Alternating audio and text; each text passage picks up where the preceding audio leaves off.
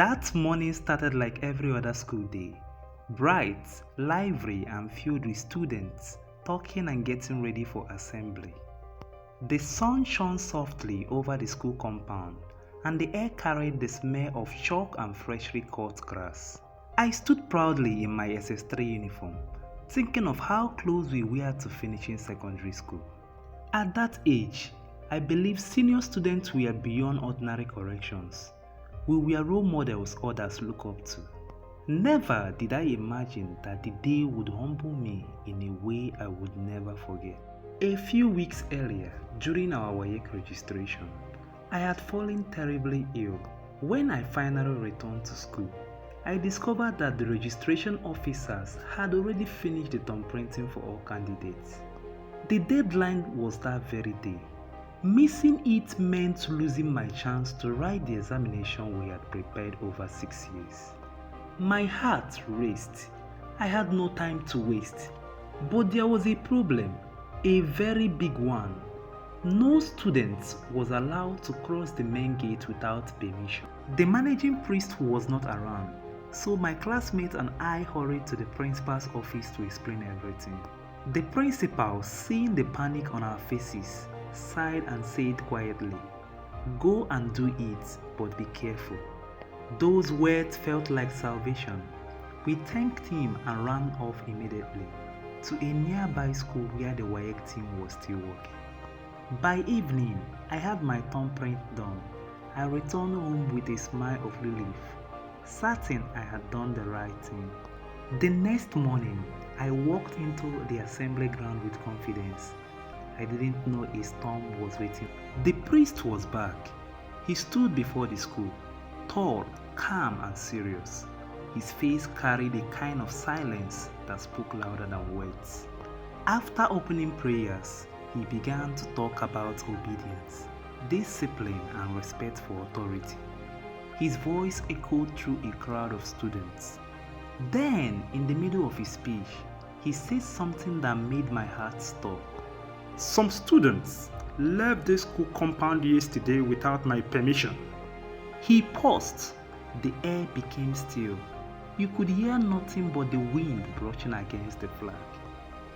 Then he continued, "Their names are here." He opened a folded pieces of paper and started calling names. When he called the name Kenneth, I froze.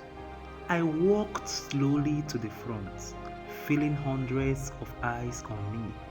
The priest asked 6 of us to kneel down before the assembly.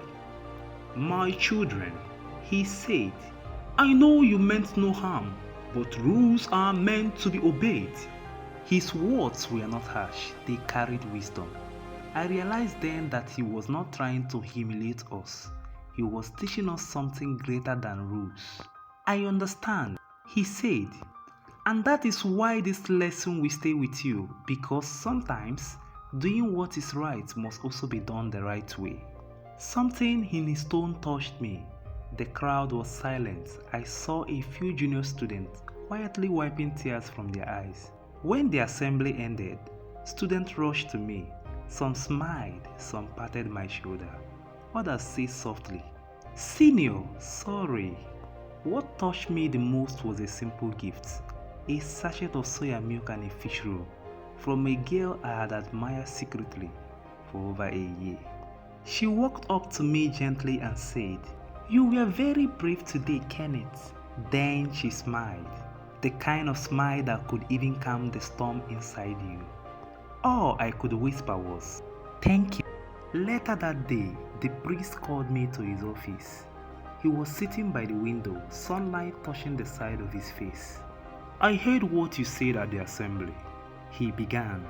"You did not mean to disobey. You only wanted to do the right thing. I'm proud of your honesty." He nodded. "Always remember," he said, "obedience and courage can live in the same heart." That day, I walked out of his office feeling different, stronger, wiser, and somehow taller inside.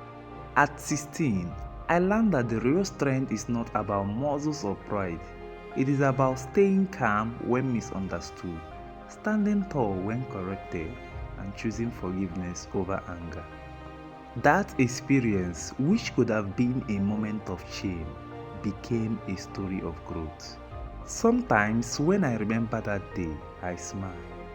It was the day I learned that humility is strength in disguise, and that courage often wears the face of calm.